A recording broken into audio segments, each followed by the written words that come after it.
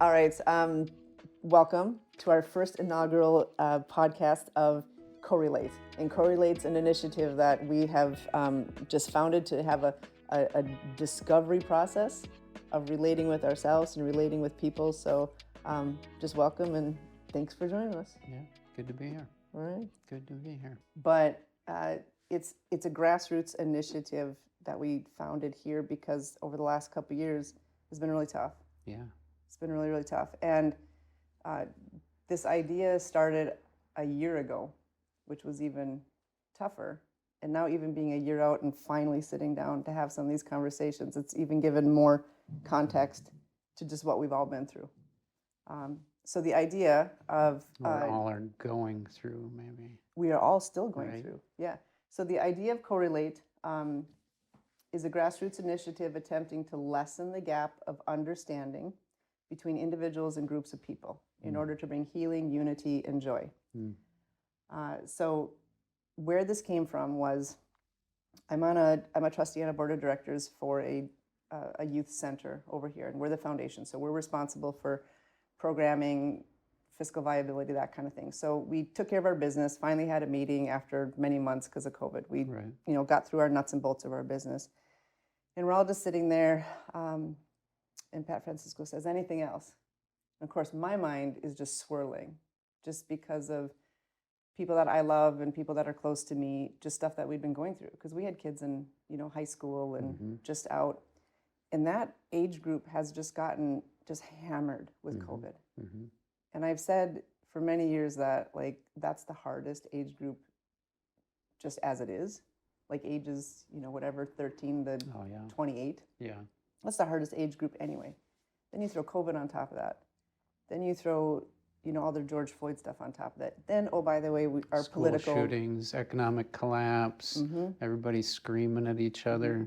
Yeah. political stuff. Keyboard warriors. Yeah. Yes. Yeah, it just felt like everything just came crashing down. And it was that age group, they're just trying to figure out their own selves as it is. And then you throw all that on top of it. And as parents or as adults, we're struggling with that too, but we have a little bit more tools or, context to kind of handle things. And Hopefully. Yeah. And they don't necessarily have that, or groups, or because we as a culture just isolated them, So I'm just watching the effects of this. So when we're sitting at that table asking that question, I'm like, I have something, like, this is I'm like, is anybody else feeling like this? Feeling like as a parent or as like an adult with your loved ones around you that you're just feeling helpless and feeling like you don't know what you're looking at. Like I didn't know how to, because I'm a thinker, I'm a problem solver, I'm a whatever, so I'm trying to look at what I'm looking at and try to make sense out of it. I just didn't know what to do because I'm saying, okay, is this typical age appropriate angst? Or is this something different? Is it something different? And if it's something different, is it a shift in our culture, our world? Yeah. And if it's something different, can I do anything? Should I do anything? Should I just leave it alone? Because as an adult or a parent, if you react poorly to something, it makes it worse. So there's just so much just based in fear, based in, just the unknowns. And so that's where this started, was like, I feel like I'm, drowning in unknowns here and not knowing what I'm looking at. And it was interesting because as soon as I verbalized that, like everybody in the room was like, yep, me too, yep, me too, yep. But we, especially adults, we're just trying to keep our worlds going. Right.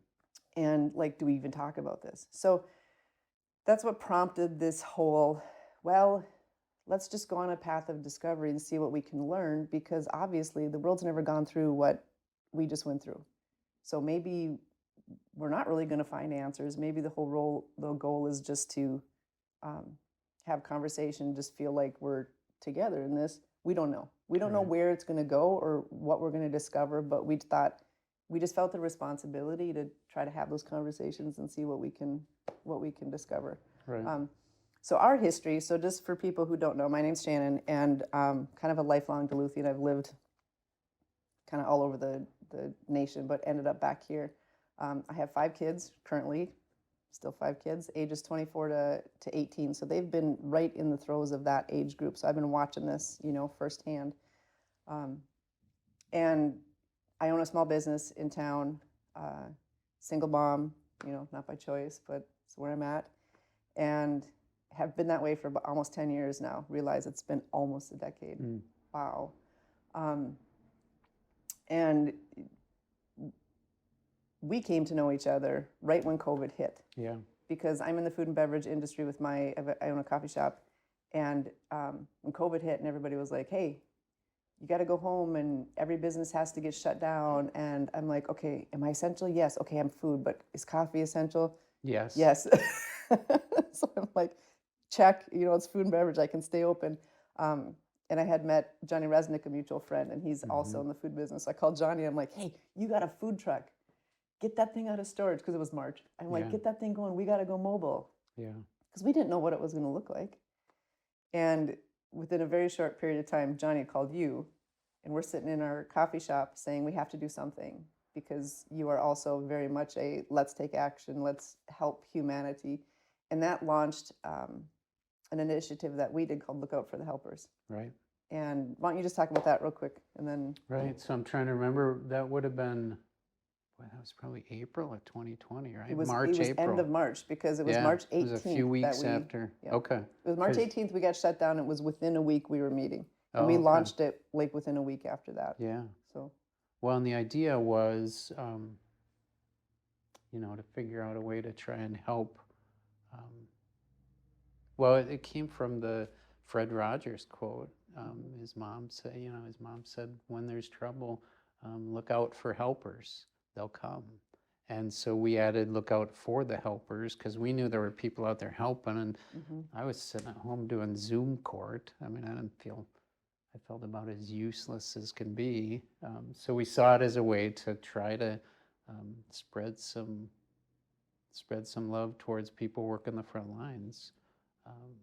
So what did we raise? 20-some thousand in very short amount. Very of time. short time, week, something like that, and then spent it out delivering coffee and scones and lunches to frontline workers. And what I thought was cool was that as we did that, I mean, you could see the impact. It was super cool, but you could also see other people kind of coming in with similar ideas and support, and the community all over the place was popping up doing that stuff. Because people wanted to help, they just didn't know how. Yeah, and you talked about kind of the stress of this time. We've talked about this before. I mean, one of the huge stressors we have as humans is in areas we have no control.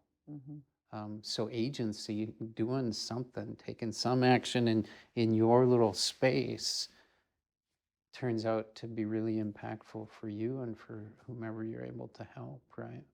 So that's what I was thinking about then. Is like, I still have kind of my journaling and conversation with our kids. I'm like, one, pay attention, because this time is going to be unprecedented.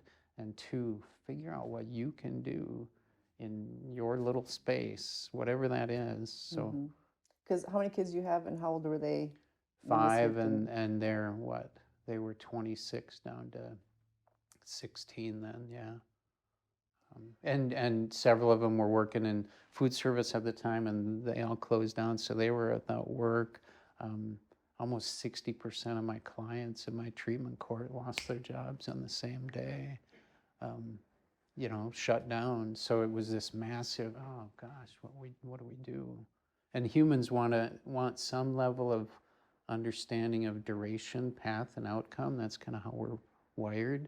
And think of COVID. How long is this going to last? Nobody knows. What's the path forward? Nobody knows. You're Googling 1918 pandemic. You're Googling, what was the Black Death? You're trying to find historical precedents for what this path is going to look like. None. Yeah. And what's the outcome going to be? I don't know. I still don't in some ways, right? Because when everything shut down, so like our shop was right on a highway. And I remember, I'm the adult, I'm the parent of all the staff that's younger. And we lost 80% of our staff overnight because they either were students and they were just told, go home, by the way, Get out, go. we're done, so just go home. So they're like, I guess I'm going home. Yeah. I had a couple that lived with grandparents, and at that time we're like, we don't know what this is. Nobody knew what COVID was. All we heard was that people were dying in the streets, and it was just going to show up at some time. Yeah. So like this Yeah. this army of death is coming, and when Yeah. it comes and overtakes us, we will just find out what the result is after that. And Well, yeah. so since we didn't know that, I was like, well, you guys go home, Yeah. you know? So I was left with my own kids and just 2, 3 people. And then we had people that were told to come home to Duluth because they went to school. And they were like, we're bored. We want to do something. So they just joined on. Yeah. Can we help? Yeah, which was great because it was kind of like this Right. hodgepodge of just amazing people. But like my family, like my brothers, my sister-in-laws, they're frontline people. They were police officers and nurses, and you know, so it was really weird because the dichotomy was half the population was at home doing nothing, Right. and like, what can I do? Feeling stuck. Feeling stuck, figuring out how to garden and cook, you know. Yeah. And then the other half was like, we tripled our responsibility. So we're trying to navigate the stress we feel Yeah. while having tremendously extra responsibilities and just being thrown into it. Right. So I remember that season, and so when we did this lookout for the helpers, it did give something to focus on, Right. which right. was really great. So just setting the stage for that of what that was. So it was like 3 times a week we would do these deliveries. So it was either me and Johnny in the car or like me and you in the car. Yeah. Which then we had conversations. Yeah. And I will never forget. And driving along and nobody out, right? Nobody. We're the only people. You feel like you're behind enemy lines or something. It's like, yeah, it's just Ghost town. weird. Yeah. So it was Saturday night, and you and I were on our way or just finishing a delivery, and we're going down Central Entrance, which is usually busy. Saturday night, nobody there. Nobody. And I was like, do you feel like you just have been put through a pressure cooker of self-discovery? Because that's really what it was, because it's like you had no time to think through how you were going to handle things or what you were going to, it was just upon you. Yeah. And it was crazy. Things that like, oh, I thought I dealt with and I guess I didn't, or here's something new and here's something. One, I mean, the human psyche is built to move stuff into long-term storage, right? You don't have to think about tying your shoe. You don't have to think about, they say 70% of what we do is just patterned behavior. And then COVID hits and all those patterns. So there's this jarring, oh my gosh, I have to make decisions about everything. Everything's different. I'm not riding my bike to work. I'm not, and I think that, one, it's super challenging. 2, it's also, that's why I said to my kids, you pay attention. Yeah. It's an opportunity to kind of reevaluate what's normal, how do I want to live, who am I, self-discovery, yeah. So how did your kids handle that? Because I'm listening to that, I'm like, that's cool. I wish I would have been able to have those conversations with my kids. I felt like I barely saw them, or like we're on the front lines together. And, that's part of, let's give some context to like just your history, who you are, and even Sarah too, because I think that will lend towards some of this conversation of just like how we interacted with certain generations and people and stuff too, because you're talking about psyches and this, and I'm thinking, well, who's Sean? How does he know all these things, which you are a wealth of information with all this. I'm just some bike rider, that's all I do. Yeah. So I retired in 2021 from being a district court judge, and one of the things I did as a judge was I walked into the room early days and looked at all the kind of carnage coming through the courtroom, and all the people just, kind of dysregulated and all of that, and it became really clear that we didn't have the tools. The tools that I got handed when I walked into the job just were woefully inadequate for trying to help people get back on their feet, right? Just do the same thing again and again without kind of deciding if it works for you or me. Does it fit you? Does it fit me? Yeah. Not really looking at the outcomes to see, did that work or not?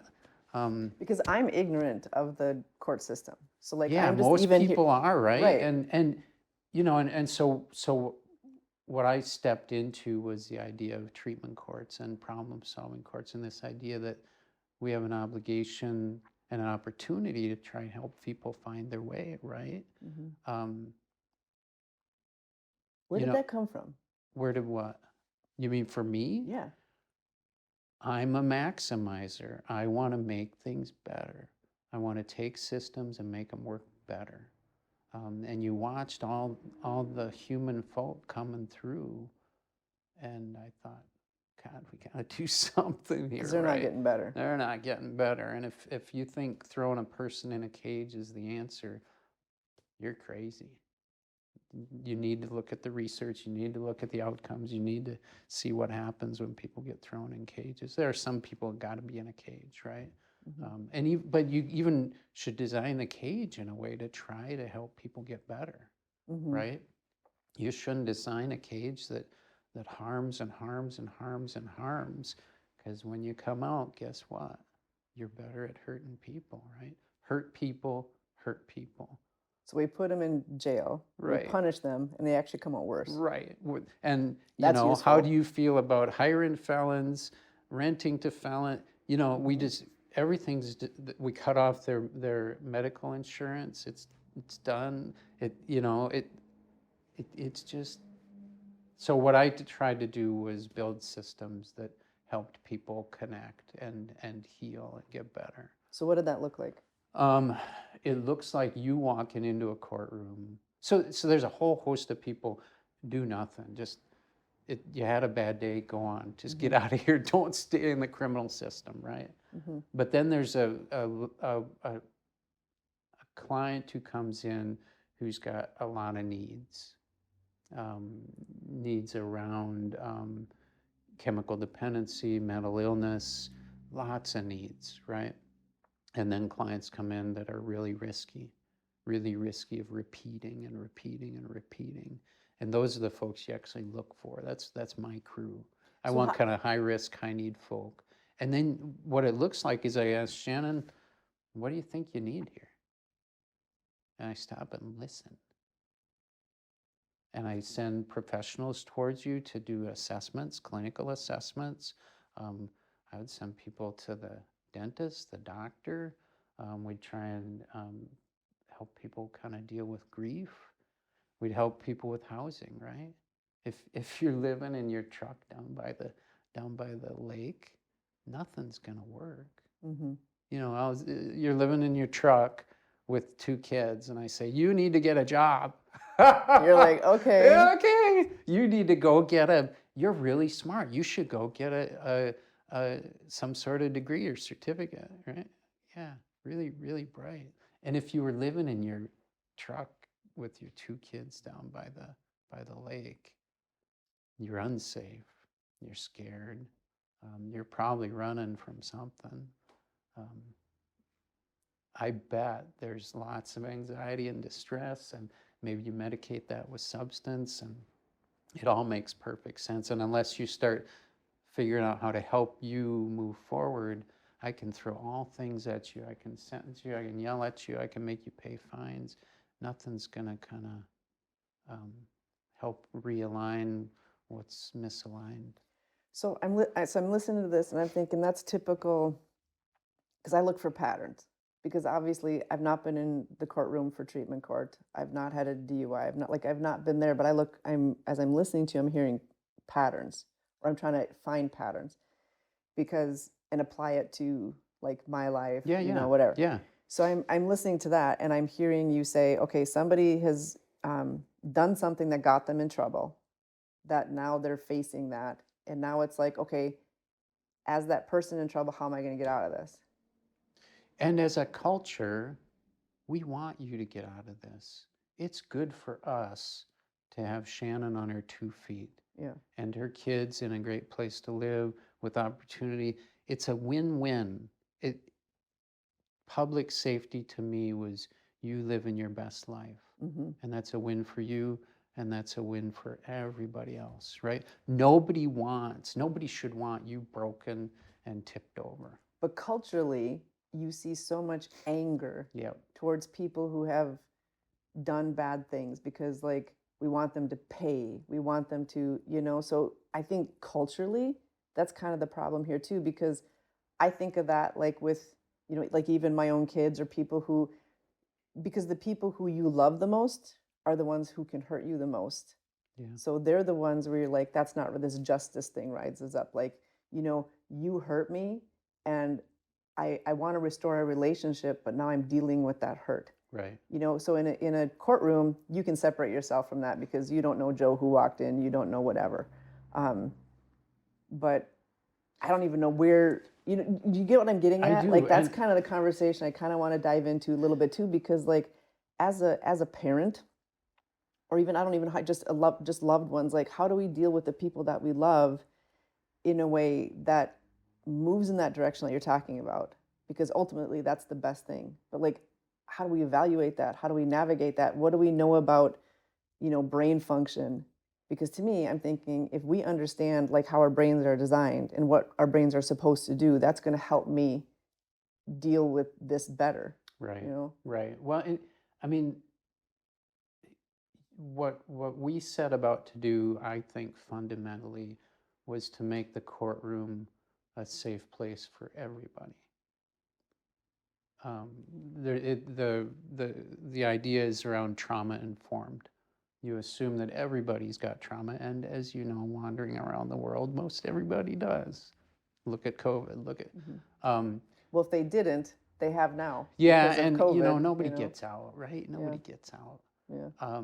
But the idea was to build a place where all voices could be heard, all voices could be honored, victim, perpetrator, bystander. Bessel van der Kolk says you don't grow unless you're safe. That's back to living down by the river in your truck. You ain't gonna grow because you ain't safe, right? Because you're always protecting yourself. Always, you're always activated. Every noise, every bump, your goal, right? You are always hot. So the idea was to build a space that was safe, and I think part of that is to help us work through that rage, that fear, that and a courtroom's not a great place to do that, but that's where I was, and so that's what I'm gonna do, right? One of the quotes that I think about all the time, there's a Gabor Mate and others in the chemical dependency realm say the opposite of addiction is connection. And we automatically think that means find good people to connect with, right? Find good people. Just start doing good things, and you'll become. And that's who you hang around with kind of determines life, right? Oh, is critical. Oh my gosh. Yeah. But for me, I also saw lots of my folks, and it didn't matter where you were on the kind of continuums, were pretty dang disconnected with themselves, right? Back to the mindless heuristic, we're just going through the patterns. So part of our challenge was to try to find ways that we could support people enough that they could kind of sit with who they were. Mate talks about you've got to have a compassionate present, somebody to walk through with you so you can feel and deal with your stuff instead of pushing it off through rage or bike racing or substances or binging on some, it doesn't take long talking with anybody to find out that we all have patterns that we'll engage in when we really don't want to pay attention, right? Eating, shopping, click, Amazon. We all do it, right? And I think a part of that is just not that connection stuff. And I think one of the things that you guys are about with CoRelate is we are incredibly disconnected as people and as culture and as, I mean, it's scary how disconnected we are with ourselves because we're tuned to something else and with one another. I mean, you look at all the kind of membership organizations and service organizations and they're dying. Churches are dying. All our kind of cultural community, we, us together is fading and failing. So bringing that back to kids, because I'm hearing you say that, and the past few weeks I've had conversations with um, just parents in different schools, and the common understanding, and maybe you can tell me what you've seen, is that the school, like high school, like ethos, is just not anything what it used to be, Mm. because well, one, COVID has just wrecked it. I think over the last couple of years, and schools are trying to figure out like, what do we do now? Because so Yeah. many kids went online and they're like, well, this is dumb. I'm not coming back to school. I can finish this way quicker and be done. Or they're doing online college classes, whatever. Yeah. But the advent of technology, ironically, was meant to connect us, but has also disconnected us. Right. Right. It's connected us in a different way, but disconnected us with the face to face. So just the standard high school experience is just not what it was back. How old are we? Yeah. Yeah, Yeah. pre-internet. I told my kids, I'm like, I'm older than the internet. And they're like, Right. what? Right. Way older than Way, the like, internet. I'm like, yes, I remember the and you'd sit there and wait. And, but just that, just the cultural change that is not going away. Right.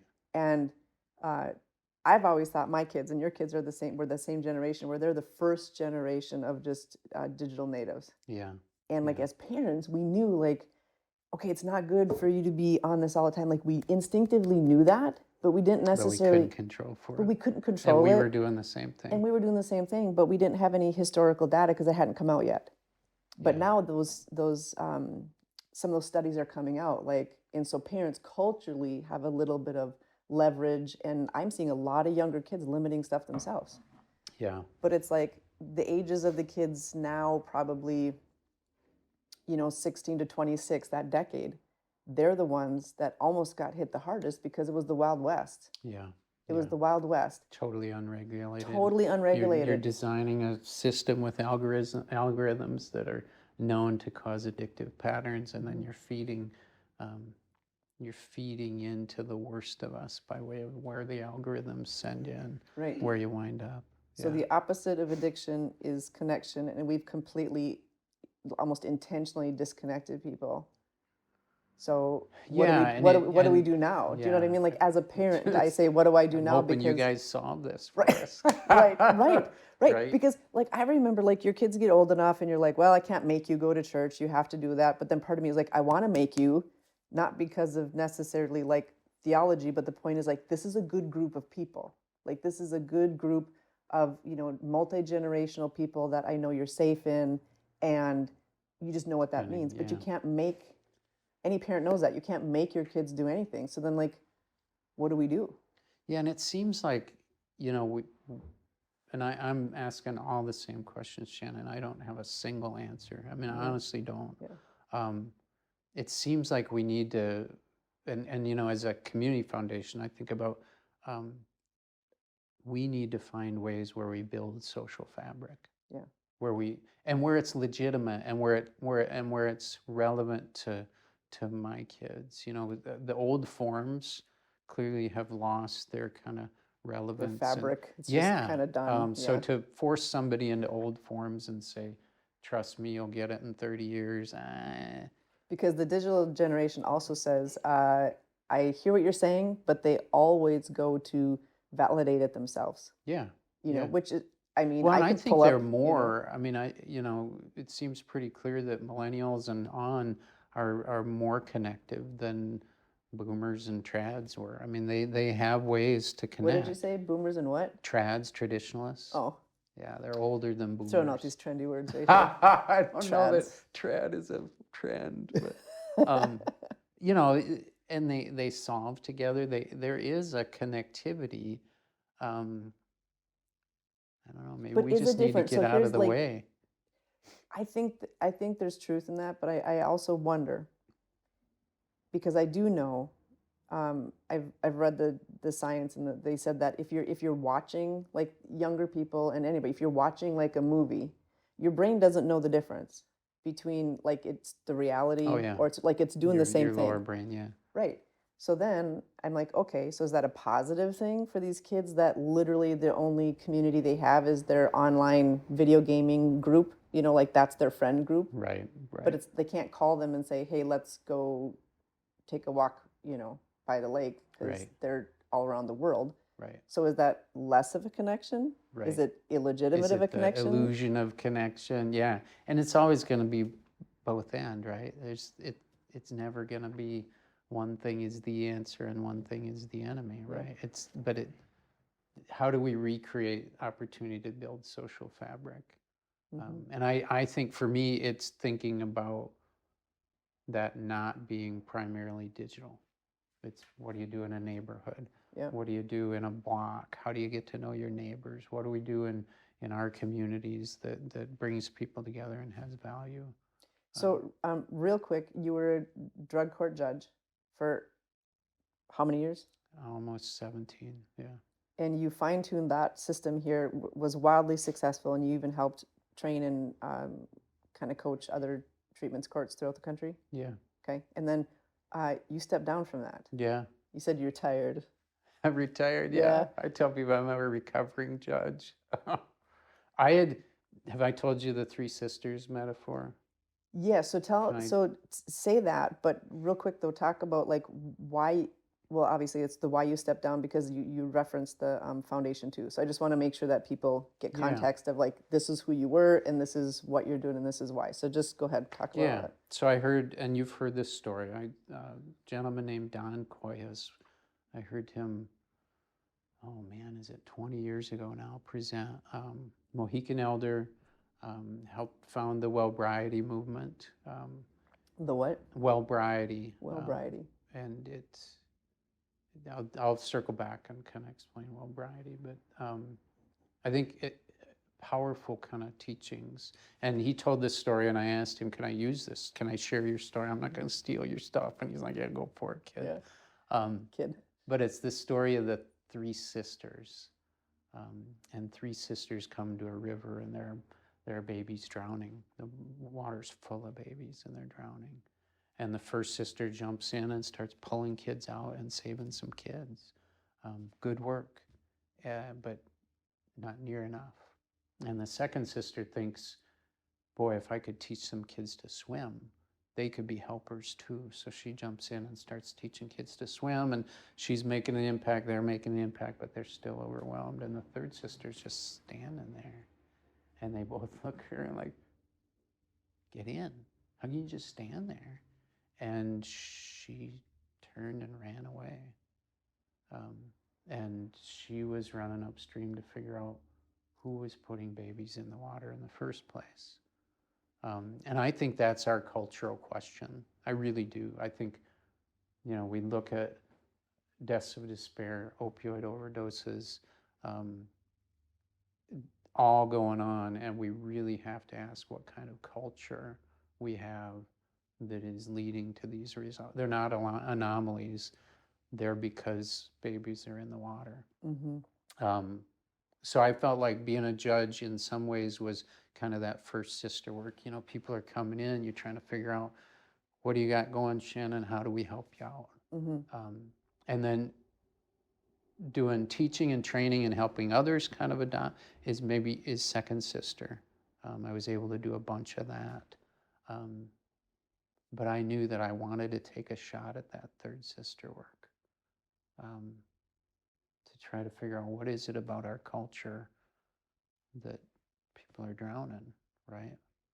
The Wellbriety movement comes out of Mr. Koyas's metaphor is that it's the three sisters, but he says, if you see a sapling, fake sapling, and it's diseased, you can work and work and work to heal that sapling. But fundamentally, unless you've cleaned the water, cleaned the land, and cleaned the air, you're still raising saplings in really toxic environments. The opposite of addiction is connection. The opposite of disease is connection. We get sick alone, we get well together. So for me, I knew that I probably wanted to maybe take a shot at that third sister work. And then the Community Foundation was looking for somebody to to take over the reins of some really good work, which is involved in people giving money that is endowed and then given to nonprofits across the Northland, northern Minnesota, northern Wisconsin. And it's this idea of how do we make a difference, right? Because how the community foundation, there's multiple things within it. It's not like just one thing. Oh, yeah. So like All the kind of mission, thing. the We're purpose. we're in 12 counties in 2 states. You can't bump into a nonprofit out here that we haven't probably helped. From, Chum to Menace Peacemakers to just all over the place, over to Ashland and up into Cook County. So it's really cool work of generous community members giving to an organization that then is able to carry out impact down the line forever. And we're coming up on our 40th anniversary in November of next year, which will be a ton of fun. So it's a historical organization that you're just coming and just reimagining and saying, you know what, the foundation's good. Yeah. How can we take it to the next step? What's our community need? Our community needs something today that it probably didn't need 10 years ago, and it's going to need. Where's the Gretzky always said, skate to where the puck is going to be.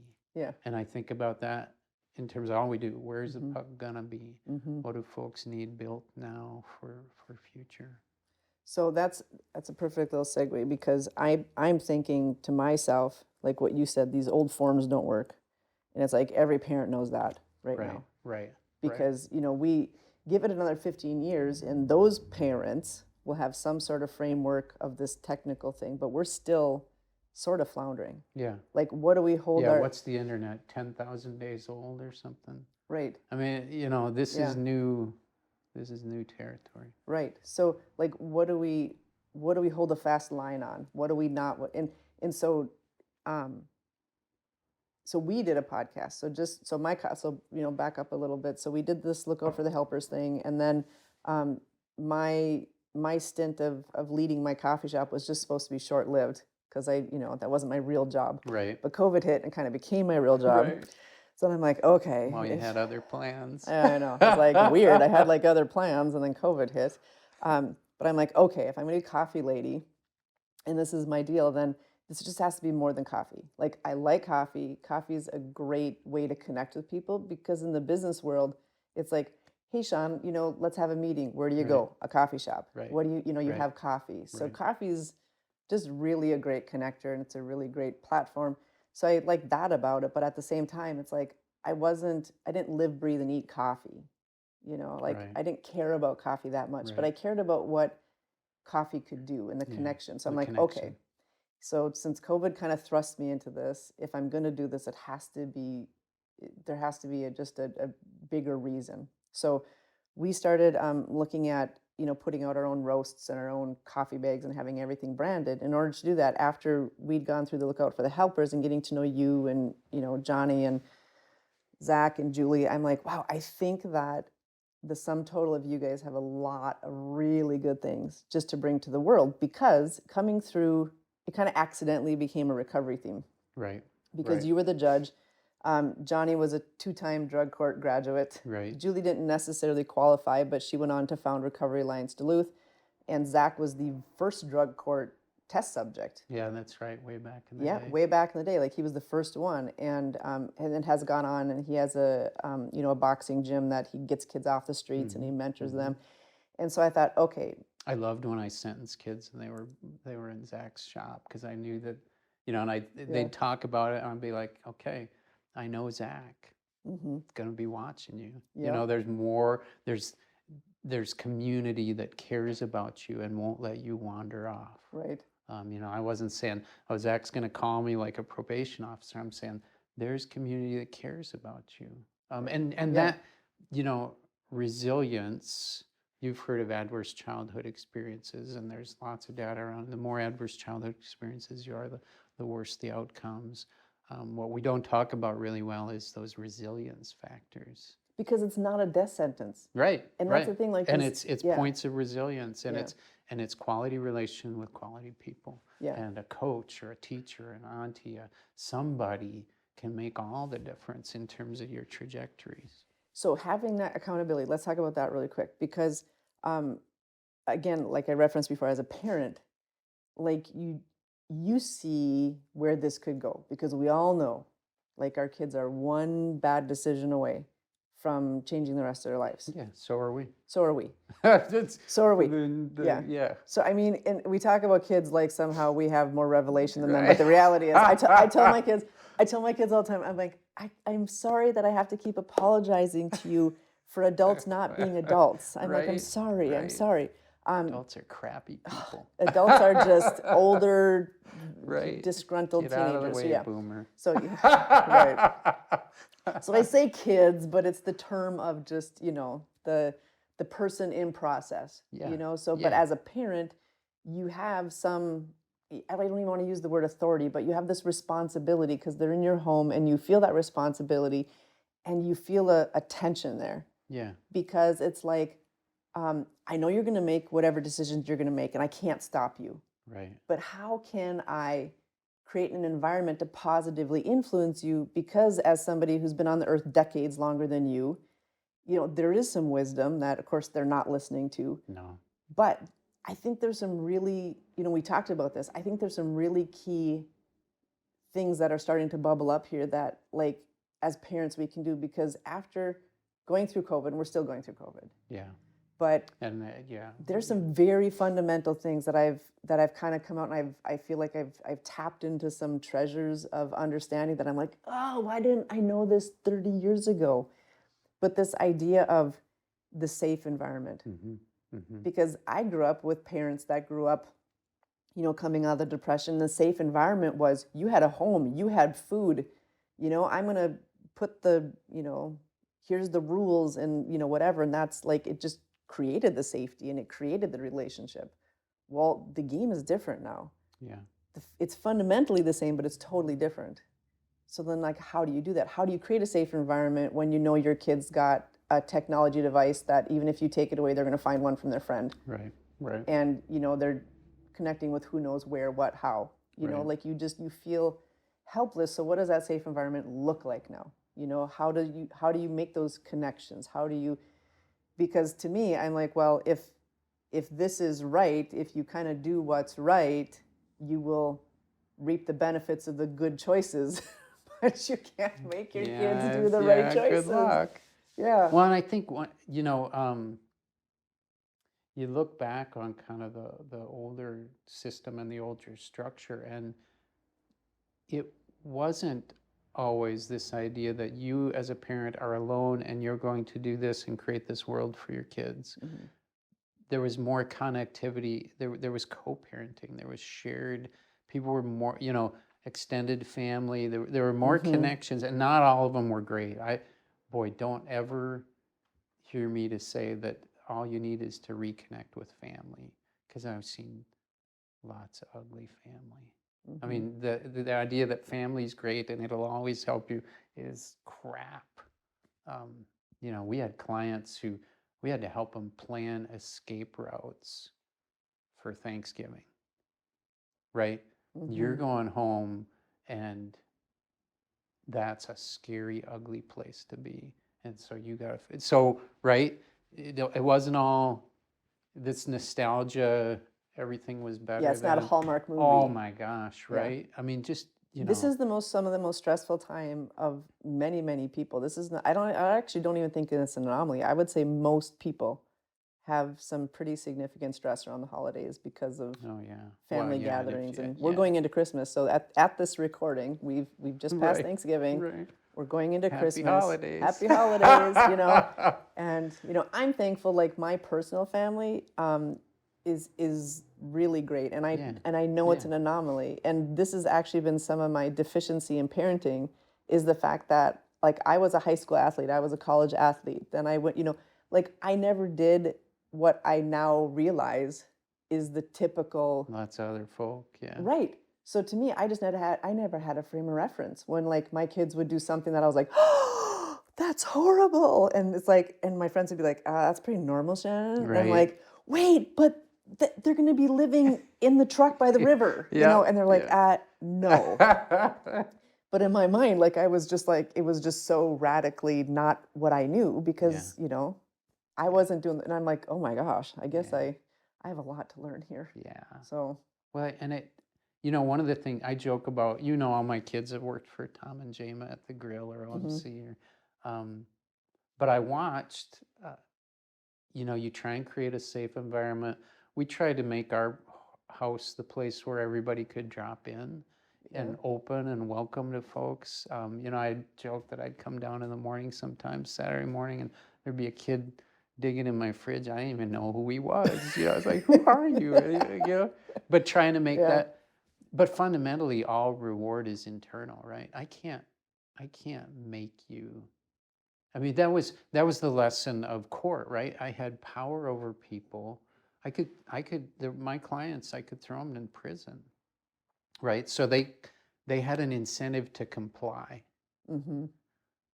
But once the threat is gone, compliance is gone. And so the idea that we worked around was we could use accountability and compliance to try to get you to that point of understanding and that point of connection and thinking, geez, I want to live this way for me. Because I've now Not for you. experienced the good rewards of, My brain chemistry Yeah. is healing up. We call that adherence, moving from compliance to adherence. And I honestly think that's exactly child rearing, right? We can kind of set the deck. When you're 5 or 6, you're doing exactly what I tell you when I tell you. But the idea isn't to raise a compliant human. Can't tell you the number of folks that parents I talk to, like the idea was, well, he or she used to do everything we say, and now they don't. I'm like, yeah, they're doing what somebody else says. You taught them to be compliant versus I want to live a life that is meaningful to me and has value to my community and is connected and giving and serving. I joke that Tom and Jama Hansen helped raise our kids. They were those parents who, like, my boys would go off, they'd come back and they'd say, Tom says I should start saving for retirement. I'm like, I've been telling you that or Tom says I should, Jama says, I'm like, and at first I'm like a little pissed, right? Yeah. Like, why don't you? And then I'm like, well, that's how I was too. Mm-hmm. You couldn't tell me nothing, but in conversation and learning. And so I think, that's kind of Wellbriety too. That's Don Coyas. It's a healed environment where you're interacting with other folk who are helping you find your way too, Yeah. It's not all just this binary nuclear family. I mean, lots of cultures are way more collective than us Yeah. and way more communal. And this individual at all costs hurts us hard. Yeah, this Americanism, which Ooh. has, in a lot of respects, done amazing things, but the backhanded weakness of that is this forceful individuality. Right. And like I've hosted kids. We have a local semi-pro soccer team here. So for like 6-7 years, I kind of accidentally did it at first, but then chose to after. It's kind of a theme for you. I know. I kind of just accidentally fall into things, and I'm like, well, let's just make the best of this. But these guys come from all over the world, and so like I love discovering culture and discovering people. Like I'm just curious to the core. And one thing it's been blatantly obvious is these other countries, and I think part of it is because they're smaller and possibly they have a longer standing history. So like you have Italy, they can be France. homogeneous. Right. It's very more neighborhood driven. It's more, so as the advent of like the Industrial Revolution and all that, you've lost a lot of that neighborhoodness, and then you have the technology on top of it. And I remember talking to these kids and saying, well, think about it. Like when we were their age, like, hey, I want to call Sean and see if he wants to play a pickup basketball game. How do I get a hold of you? I have two options. I either call your house, and chances are mom or dad or somebody's going to answer the phone, or I actually stop by your house. I had no way to contact you directly. There was not a direct, peer-to-peer. Yeah. So by there default, were intermediaries and gatekeepers. correct. So by default, I had And we still to, did a bunch of dumb stuff. right. But the point is, like, You didn't. Yeah. Everybody else yeah. did. I did dumb stuff, but I didn't realize that to what level of not dumb. I was like, Is wow. Pollyanna one word or two? I can't remember. Oh, hush. Yeah. Well, yeah, our Yeah. Italian exchange daughter Yeah. was shocked coming here. She's from Milano, big city. Yeah. But she was shocked at how little interaction there was. You know, their school day, they went to school 6 days a week. Yeah. They don't get me started on the difference in educational quality. But Yeah. she was shocked because there was a whole bunch of community in afternoons and evenings among students and studying. Not all of it good, but even in their mischief, everybody- they were together. yeah, They were doing and stuff. she's like, Yeah. we go to school and then everybody goes home. And they go to their rooms. Go to their room, and you don't see and we don't them. have any. Yeah. She's like, so yeah, you know, this will be a huge, you know, we have this theory that evolution is survival of the fittest and the strongest wins. And Darwin actually, the theory and application in other cultures, it's that the cooperators win, that those who draw together and work together actually win. It isn't just the one, you know, even The our strongest and the yeah, fittest. strongest. Yeah. You know, it's coming together. You Yeah. know, if you want to go fast, go alone. If you want to go far, go together. Go together. Um, And you're seeing this in the business world. And so I am seeing a little bit of a cohesion between, or maybe it's just the breaking down of the compartmentalization between business and family and culture. And because I think everybody's just realizing this stuff just doesn't work. yeah, I It just think. flat out doesn't work. Yeah, So, I hope that, you know, I read a quote, I think you've seen me share it in speaking, and, you know, in the rush to return to normal, be careful what you sign up for. So I think there is this understanding that stuff is broken, and and the old forms are just not working. You know, the economy, national economy, international economy, war, education, energy policy, climate change. I mean, and maybe it's because we kind of woke up in COVID a little bit, or maybe it's gotten a lot tougher and we see it. But I find a lot of people are willing to say, okay, what should we do? Let's come together and figure out what should we do here? What should we need to have a plan. and not all things were bad. And that's the No. danger too, is like throwing all of it out. But at the same time, like COVID challenged that. Why? Because we had to. Yeah. Because humans don't want change. We just resist change, I think, fundamentally. We but tend COVID, to- yeah, but COVID, We fear forced- loss. We Yeah. tend to default to holding on. yeah. Right? Yeah, ask any woman in an abusive relationship, why does she stay? Because it's just it's safer, even though it's bad, because it's familiar and she knows it, rather than risking something Yeah. that's new and unknown and whatever. But COVID forced change on us, and so I was hoping that part of the result of that is like, It hey, I can do forced change. disruption. Yeah, Change is another question, I think. Are we changed? Are we changing? Are we just disrupted and kind of losing our way a little bit? I don't know. But it forced. It's an opportunity for change, for Yeah, sure. yeah. But it forced the disruption of what we knew. Like Huge we didn't choose disruption. that. We Right. didn't choose to have it disrupted. It forced Right. it upon us. And then if we say, well, we're actually still here.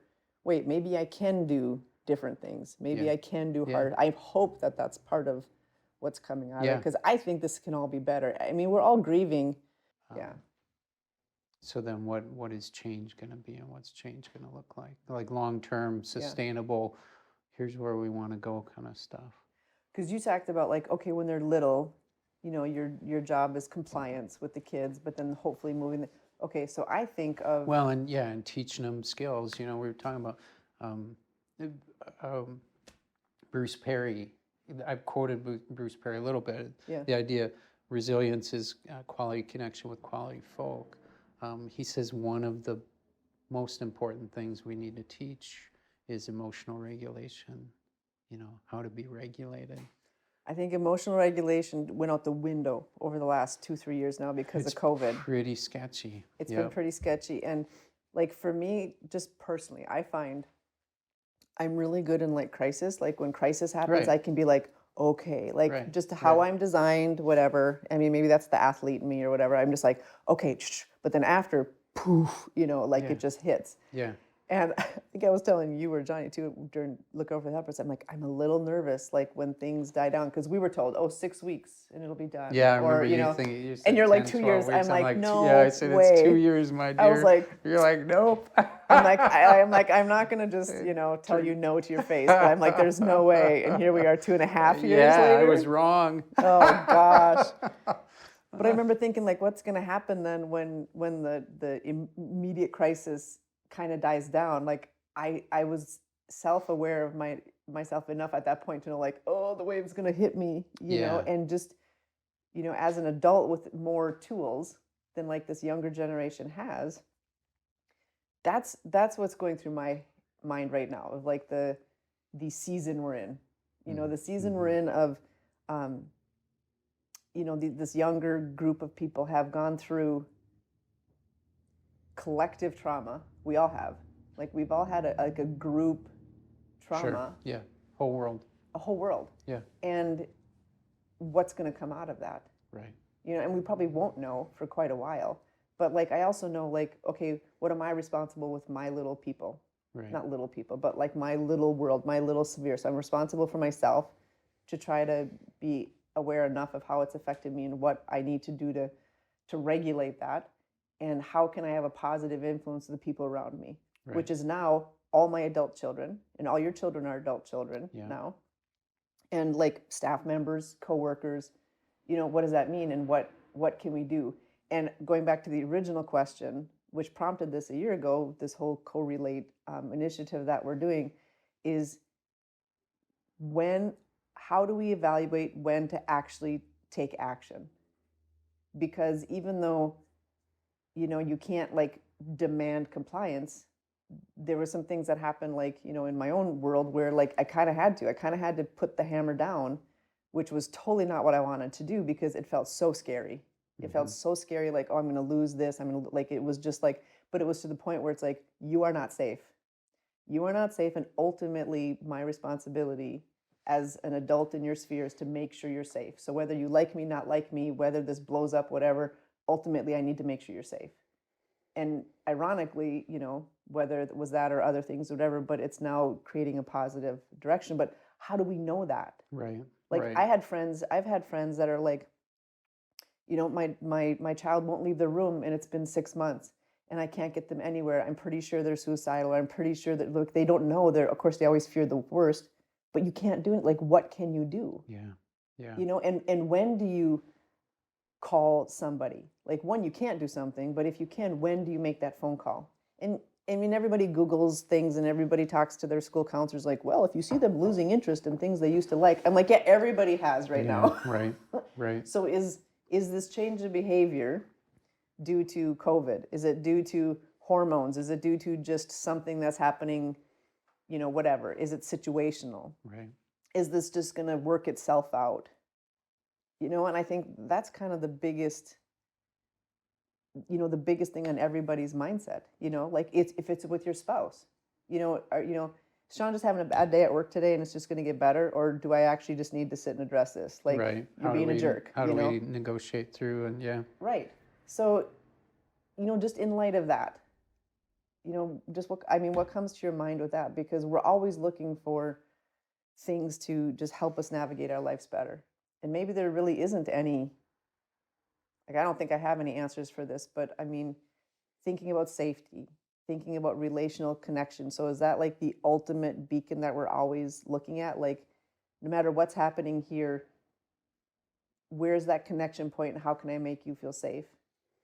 And sometimes we relate that to, that's always a good positive thing, but maybe it doesn't look positive, but it's still accomplishing the safety and the connection.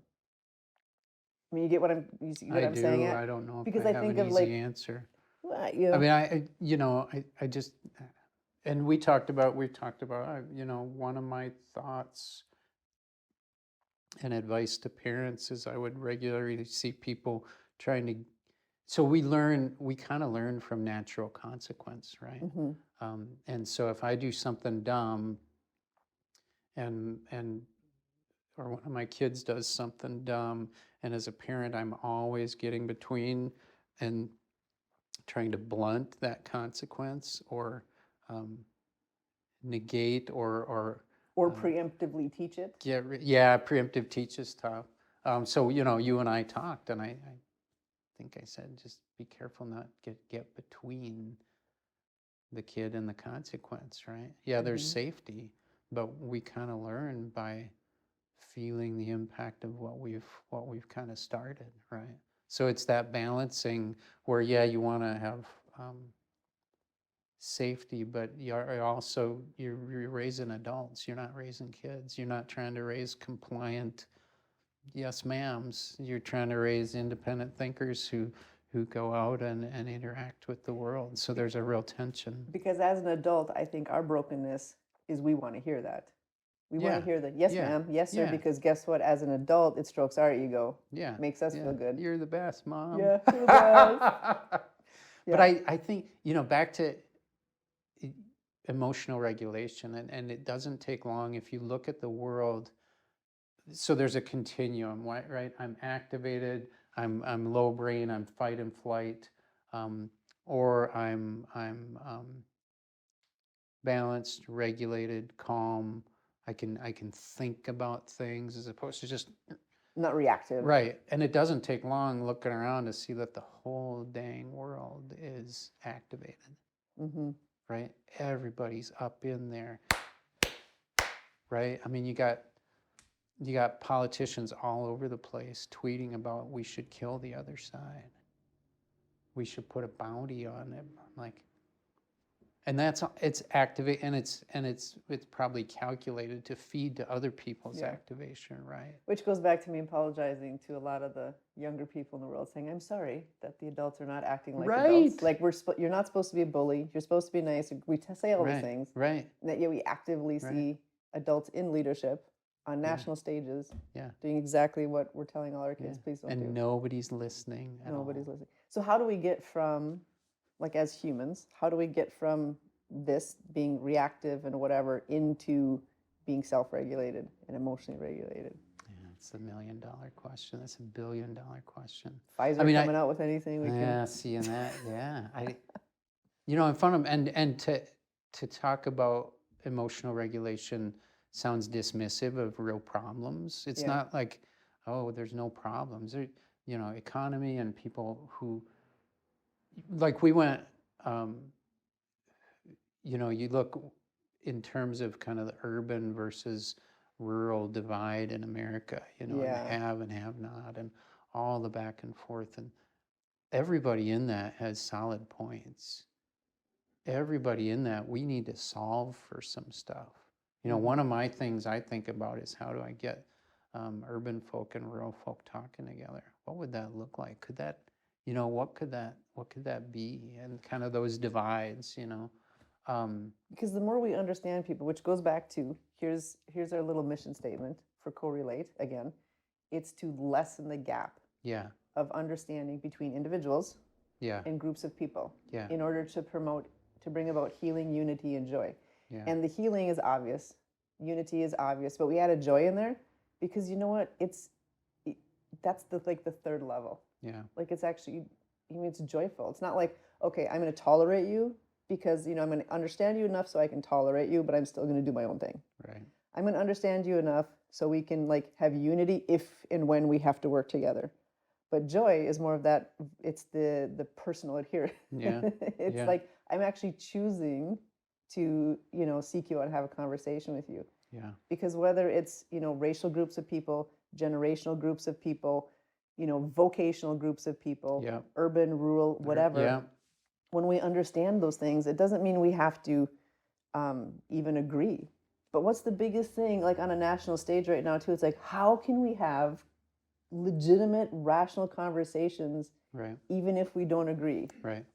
That's a mark of an adult. So I'm like, should we just do that? Hashtag let's just be more adults. CoRelate, the seeking to be more adult. So one of the so that kind of in my current role, I'm asking. We've got a initiative we did 18, 19 years ago called Speak Your Piece, Mm-hmm. that came out of kind of rancorous city council debates. And it's a paradigm for kind of talking with one another in a deliberative way, Mm-hmm. rules of debate, stuff like that.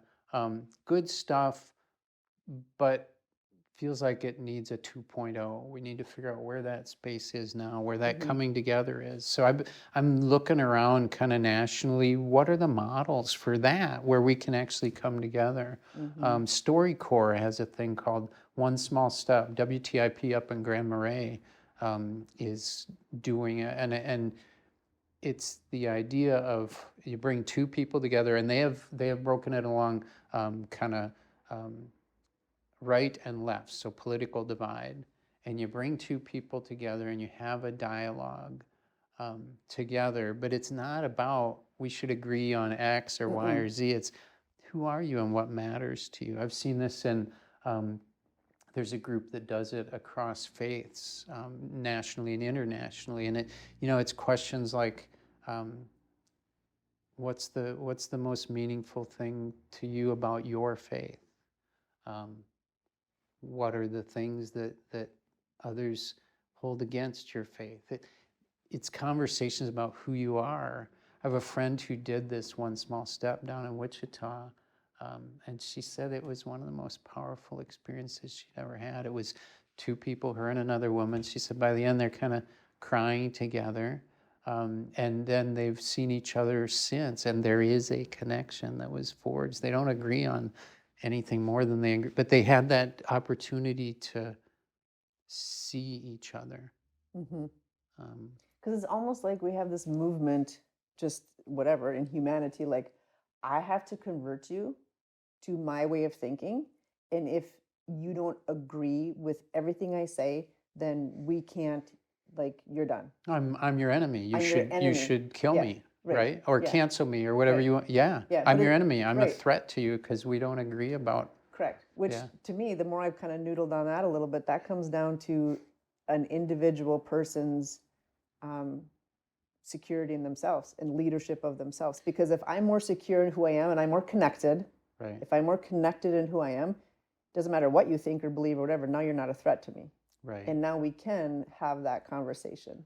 And they call that identity politics, right? We put our whole identity in this or that or that. And so if I'm all here and you're not, well, then you're wrong and you're I'm going to be mad at you. I'm going to scream at you. I'm going to cut your tires, whatever.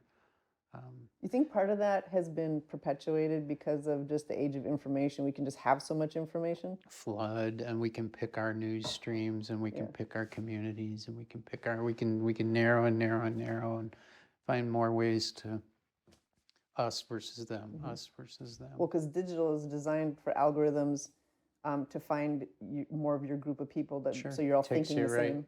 Confirmation bias. Yeah, yeah. Right. So you're just getting confirmation after confirmation Oh, that I'm the right. way you think oh, is I'm right. Oh, I'm right. Yeah. Oh, I'm right. Yeah. Weird, And your I'm right brain again. just loves that because Yeah. that's how your brain. I Yeah. mean, that's confirmation bias. We're terrible at.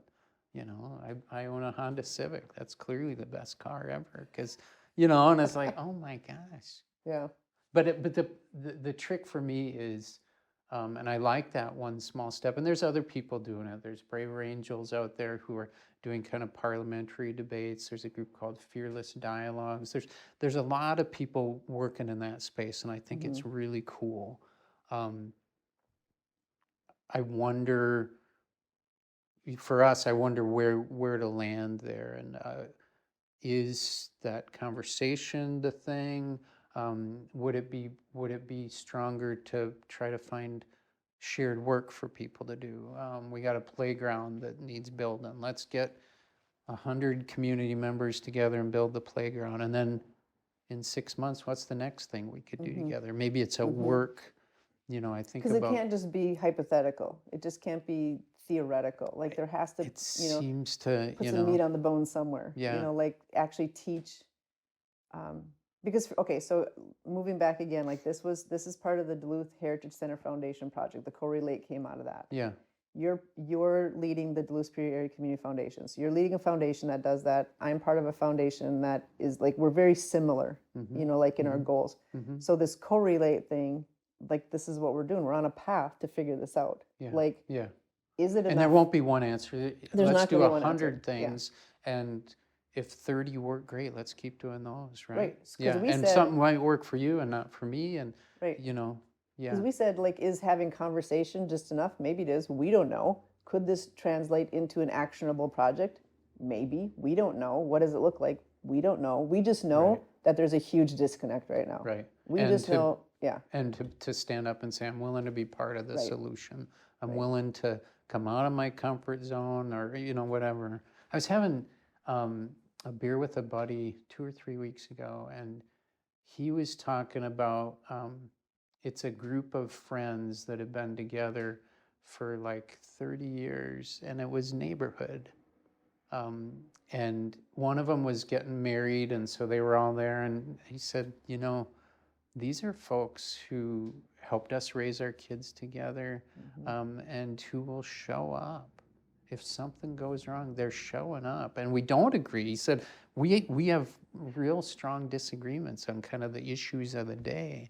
But all that brought those folks together was their address. They just, and they were out and about and raising kids at the same time in the same neighborhood. I think, we got neighbors who we've been, 04 we moved in, 05, and they're some of the dearest people. We've raised our kids together. We stay in contact. We're connected, all because of where the address. It isn't rocket science.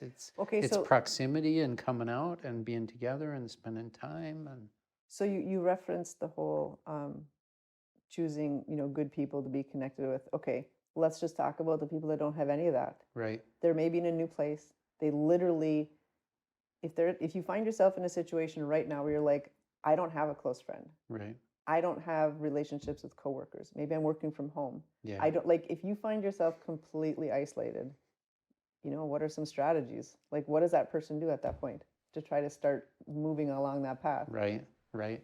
I'd find something to volunteer in. I'd find some place that had a little bit of meaning, and you could, pick your thing. Boys and Girls Club.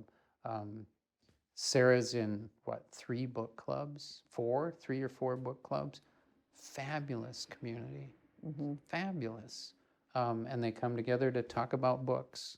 I have friends who raise retrievers, and so they get together and train their dogs together. I mean, find some way to be connected in a way that has a value to you. So it's just Find a taking why. the risk. Yeah, So I literally think just that, Google what's right, around and just right. show up to What a do they yoga class. say? I'm waiting for my soulmate to find me here alone. Ain't gonna, right? Soft pants. Right, get off a little bit. And I don't mean to be dismissive or make it sound, but I mean, we get sick alone. We get better together. I just think go find a hiking group. There's a BWCA group. Find a Whether it's a way. physical community or digital community, even if that's Yeah, too scary. I'd prefer physical. Right, If but I even were, if that's too scary, yeah, first yeah, step could all even good. just be, All good. And I watched friends who, when lockdown came, they expanded their sobriety circles online, and it was powerful. I had a buddy who was, a sponsor for a guy in Wales. I had a friend who was sitting in Al-Anon groups with folks from Scotland, and it's easy to dismiss the online digital connection, and that's a mistake. It's all about quality and what works, and so there are ways to.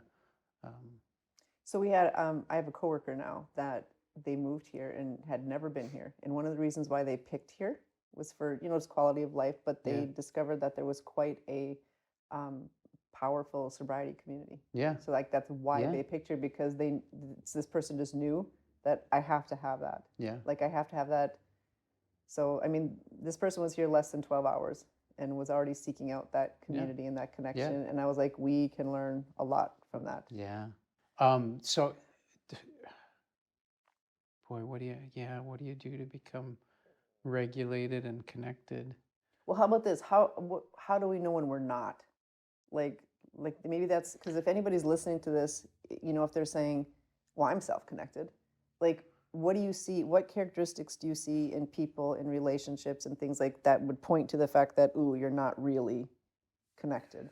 I, for me, one of the things, and I don't know how it would score on a kind of neuroscientist's top hits, but it's being present, which means So, like if you're not present, if you're not present, when our minds wander, we are the least happy.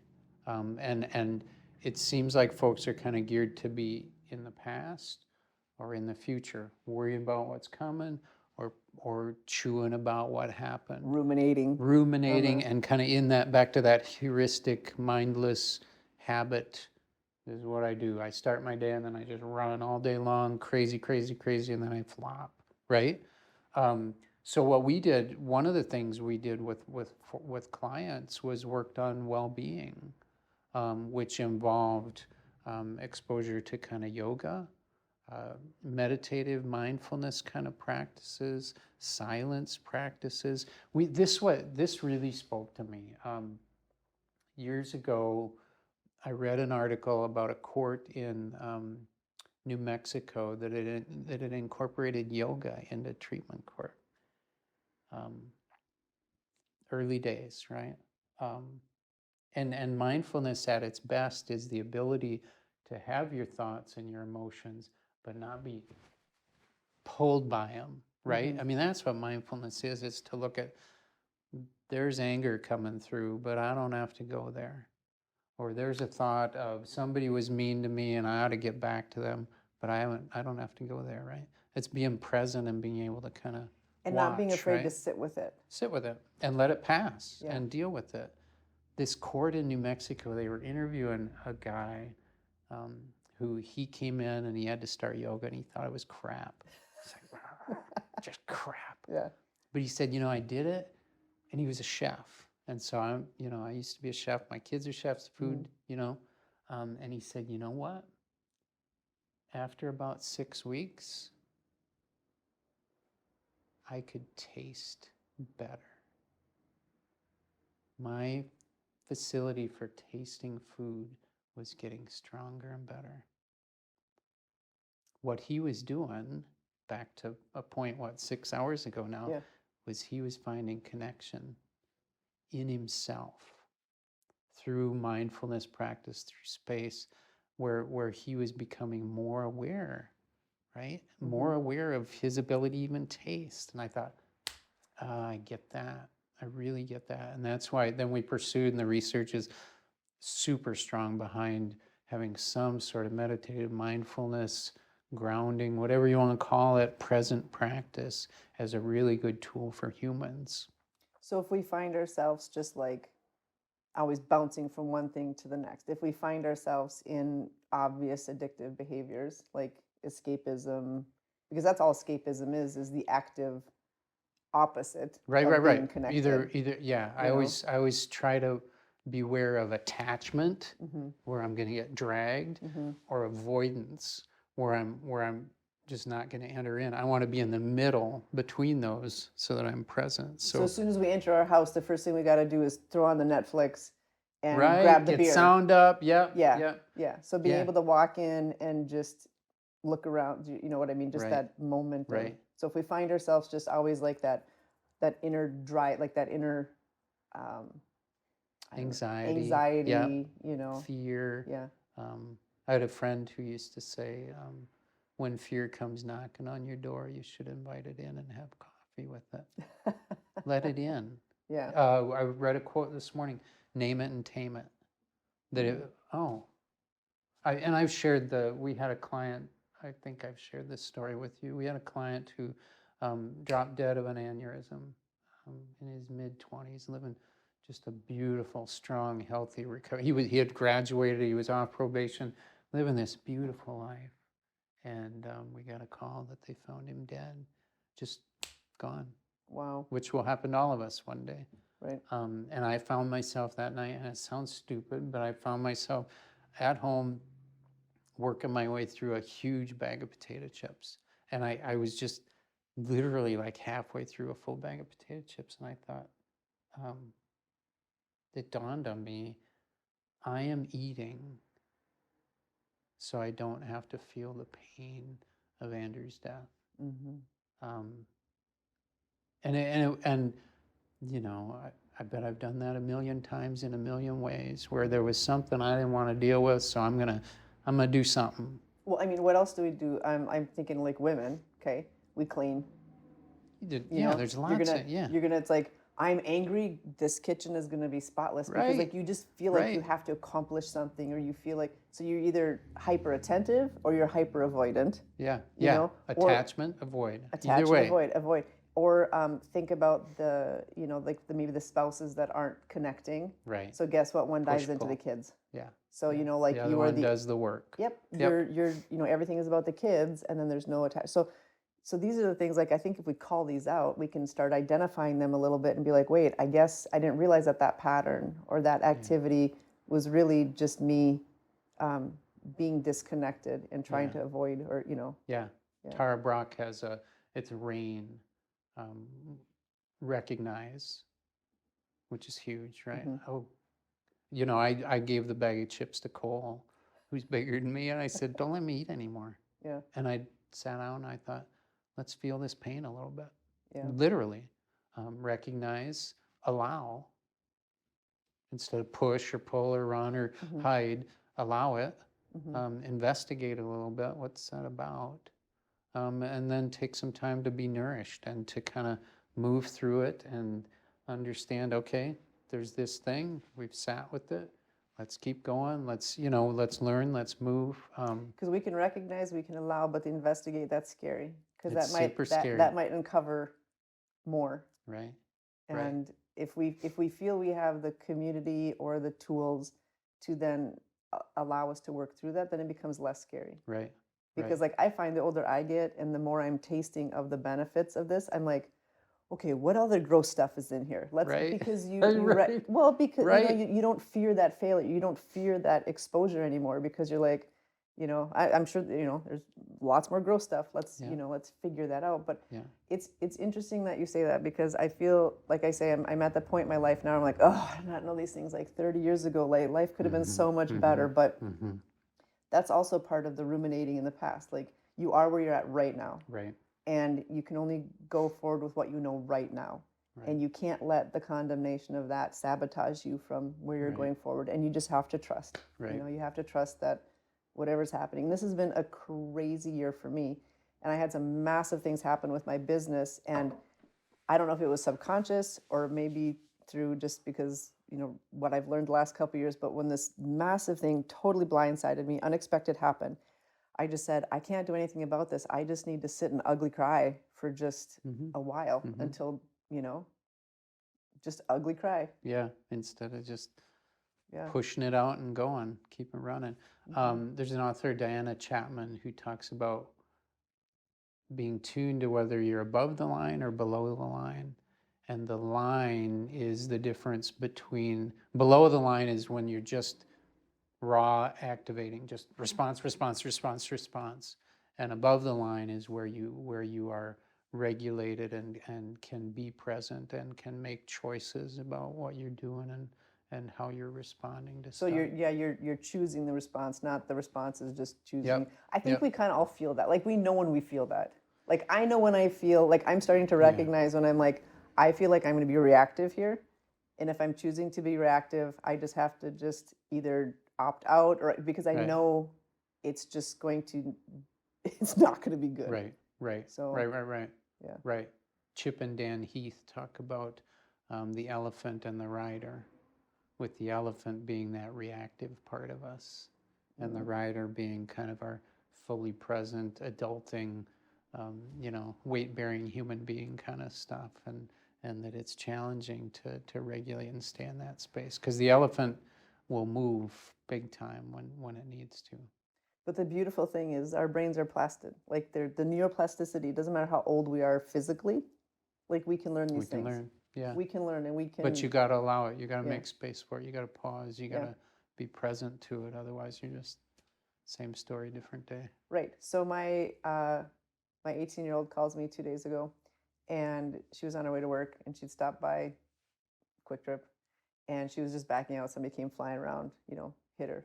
And she's like, I don't know what to do. And she was just crying. And I was like, okay, I'll be right there. Like, because, they're young. Like, here's insurance. Here's, like, didn't exactly know what to do. And I'm like, well, did they wreck your car? She's like, well, not really. I'm like, okay, well, let me just find out. I get there to discover that it's this older guy. He had to have been in his late 60s. And he was just swearing at her up and down, throwing like just demeaning her to the core, Ugh. And I was like, hey, sir, like, what's going on? I could feel. Yeah. I could see, Yeah. so I'm trying I'm to gonna drop you like a bag of dirt. I'm like, I know. I'm like, Mama Bear. Yeah. But it was interesting because all these things are going through my head because like I knew what I was stepping into was going to be all this. So it was almost like this little test subject for me. Like Yeah. this would be very interesting. And he was just going off. And I was like, well, I said, all that is understandable. And yes, wherever fault lies here, but is that okay to chew her out like that? Right. Well, and then he just went on and on and on. Well, I buried my mother this week. And I'm like, okay, sir, I'm very sorry about that. Yeah. But again, is that make it okay then? Right. What you just did. Right. And the whole point was there was no way any rational conversation was going to have with this guy. Yeah. I'm thinking of all of this, what we do just typically, and our brains are designed to operate this way. What way? The fight or flight, the protective, we're having all this conversation and there could be the people going, oh my gosh, my brain is so broken. Like I'm so broken, my brain is so broken. But like our brains are designed to protect ourselves. So they're doing like what they're supposed to be doing in certain contexts. But the more, frontal lobe we can control all that with, then it works together. Right. So right. Yeah. I mean, we've got the defensive circuitry that is always monitoring and always ready to respond to an accident, a fire, a threat. Which is not wrong. We just No, say we're it's deploying. beautiful. Yeah, It's we're just beautiful. deploying it. The trick is we've designed our culture to always be pinging that stuff. So it's always ding, ding, like, don't like, don't like. And so we're always activating. And then it's this steady build. So the idea, is find some rest, find some points where you disconnect, spend time doing what you want to do, get outside, hang with the kids, sleep better, that renewal. Our culture doesn't value rest and renewal. No, because we think it's not doing something. Right, you're not productive, you Right. don't matter. Yeah. Yeah. But resting is actually sometimes the most productive thing you can do. Okay, so we talked Sleep about. is job one, I've said that. Yeah, I know. Tell every Yeah. pregnant woman on the planet Right. about that. They're like, Right. I remember after like my last child was born, she was like 2 years old. And I remember finally just getting sleep. And I hadn't gotten Yeah. sleep. I mean, my Oh, kids gosh, were, yes. I mean, It felt literally it like was a about 9 decade years. of sleep deprivation. yeah. Yeah, and I remember just being like, oh, this is what it feels like to actually have Right. sleep again. Right. It was transformative. Yeah. But Anyway. anyway. That lasted a few years, right? And then... Yeah. Yeah. Yes. Okay, so we talked about how to recognize when like we're not connected in and of because I think it's Right, important just to right. kind of Below give the some of line. Right. So then how do we go about making progress on being connected? We talked about that a little bit earlier, but let's just kind of maybe streamline it a little Yeah, bit. so like you said, I mean, we need to be working on our own regulation and our own ability to be in that present state, right? And then we need to look for opportunities to be with other folk and get out and actually connect up as opposed to doing our own thing in our own space. What has value, what has meaning, what's a way to give to community that works for each of us, right? And or connect in community. What's a community that you can be connected with and keep connecting with? I mean, it's risk and reward too. It's really risky to just like randomly show up to someplace and be like, hey, can I help you, whatever? And chances are, because somebody could say, no, get out of here, loser. They could say that. But chances are they're going to be like, oh, like, who are you? Because we tend to be a little bit more gracious in person than we are, keyboard warriors. Right, right. Yeah, I think that's the challenge for all of us is how do we come out of the individualism in a way that connects to community and has value to us and value to others. Yeah. Um, if we all started leaning that way, I think that would be a helpful vibe, right? So you talk to a lot of people and they look at the whole world as it stands right now and they're like, oh my gosh, we're going to hell in a handbasket. But you kind of have a different sense of that. So talk Well, about yeah, I like mean, your hope for where you see everything going. you know, you look historically and, you know, take 1918, for instance. Mm-hmm. The pandemic then was killing kids the age of our kids. Mm-hmm. You know, you'd wake up and you'd be dead by the end of the day, kind of stuff.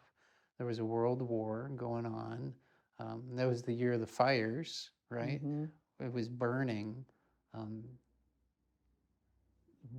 we've had lots of historical experiences that have been really awful. But then the idea is how do we try to chart our course together to make it better? So calling people to join, create, connect in a way that can improve. We are in way better position than we were a couple hundred years ago, and you know, all the measures, child poverty, hunger, we have solved for a bunch of stuff. You did not want to be seeking medical care 150 years ago as opposed to today, Mm-hmm. right? I mean, Mm-hmm. everybody's, oh, the good old days. Come on, That was a movie. right? Yeah, Look the reality. around, Yeah. right? I Yeah. mean, imagine if you didn't have central heating, how we'd be. I mean, you know, Mm-hmm. careful what you nostalgia all up in, right? Okay, so this is a super good point. I want to actually pause here because, and I don't want to overlook this because I have heard numerous times that, you know, the young age group, 18 to, you know, whatever, 25, they're like, World War III is coming. Literally, they feel hopeless. Literally, they feel like the world is going to end. Literally, they just see that there's no, like, you know, the population, you know, it's just a fatalistic mindset. Right. And so I don't want to, you know, brush over too quickly what you just said because there was World War One. Right. There was the The Spanish flu. Cuban Missile Crisis. There were people Yeah. telling Kennedy, you need to nuke them. You need to launch. Mm-hmm. Think of what our world, and that's a 5 or 6 day period. Well, but let's just think like 1912 through Sure. 1945. Sure. I mean, that's 30 Millions years. and millions and millions and millions dead. Yeah, 30 years. World War One, the Spanish flu. Around here, we had the lynchings. You had then, you know, World War Two. You had, you know, the Great Depression, like all that Yeah. boom, boom, boom, boom, boom, boom. You know, and for right now, I said the last 30 years, we've had unprecedented prosperity. We have. You know, so this Not generation. everybody. Right. But It's been a holistically. separation, but yeah. Right. So like holistically, there's not a frame of reference of we went through something really, really hard and we were able to overcome and we're still carrying on. So I think that message of like, we will find a way, like we can find a way. Well, and back to when I talk to my kids, I talk again about agency. Mm-hmm. I'm worried about World War III. I'm worried about climate and burning up. I'm worried. But if I spend too much time there, I'm overwhelmed and I'm useless. I feel like crap and I'm useless. So I'm talking to my kids and I'm talking to me about what can I do. You know, our youngest son is in the Marine Corps. And when we were pulling out of Kandahar and the Marines were killed in the bombing, I was just overwhelmed and I couldn't get it out of my head. Because Curran, they were contemporaries. Some of those folks might have been in San Diego with him, and we have a friend who was he was there with them, and so I was just like overwhelmed. And I finally had to say to myself, you know, I can't worry about Kandahar. I can be concerned. I can be making decisions. But if I let myself be totally stuck there, I'm going to grind to a halt.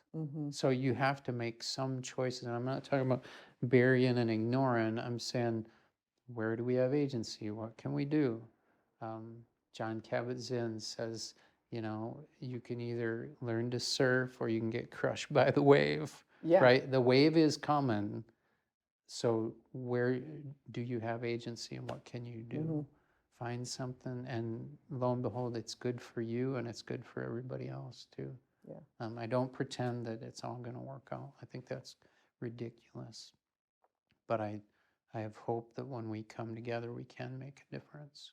But we got to come together. Yeah. I feel like no matter what comes my way, I can either learn from it or grow, or like Right. if I stop to think about my agency, if I stop to think about like it holistically, and this is very simplistic, I guess, but in one respect, like I never lose.